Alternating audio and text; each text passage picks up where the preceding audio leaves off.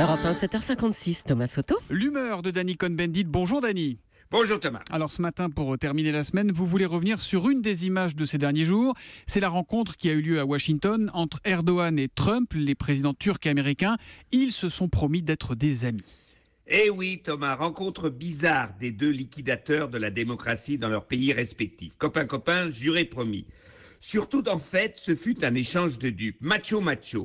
Sans que rien ne change, le prédicateur Gülen ne sera pas extradé de la Pennsylvanie vers la Turquie et les Américains continueront à livrer des armes aux milices turques au premier rang dans la lutte contre Daesh. Le nouveau calife d'Ankara continuera à pester, mais rien de plus. Erdogan à Trump, Monsieur Trump, livrez-moi Gülen et les Kurdes. Trump à Erdogan, je vous comprends, my friend, mais même si je le voulais, je ne peux pas. Vous savez, il y a la justice et le Pentagone, ils ne veulent pas.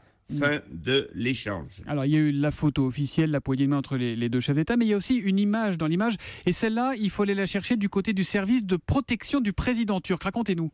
Alors voilà, une image incroyable. Les gardes du corps du calife d'Ankara attaquent donc devant l'ambassade turque des manifestants pro-kurdes pour les tabasser, pugilat général. Et cela me rappelle 1967, quand des nervis du Shah d'Iran ont attaqué devant l'Opéra de Berlin des étudiants manifestants contre la dictature.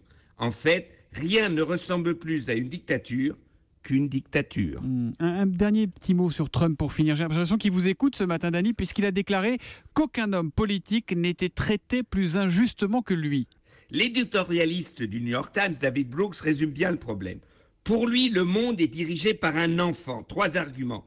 Trump est un hyperactif, il ne peut pas rester en place. Deuxièmement, il est incapable de se juger lui-même, donc il a besoin en permanence qu'on le chouchoute. Ça peut paraître mignon pour un enfant, mais quand c'est le président des États-Unis, c'est dangereux. L'humeur de Danny qui ne partira pas, Danny, en week-end ni aux États-Unis ni en Turquie, mais qui sera de retour lundi juste avant 8h sur Europe 1. À lundi, Danny. À lundi Thomas, ciao.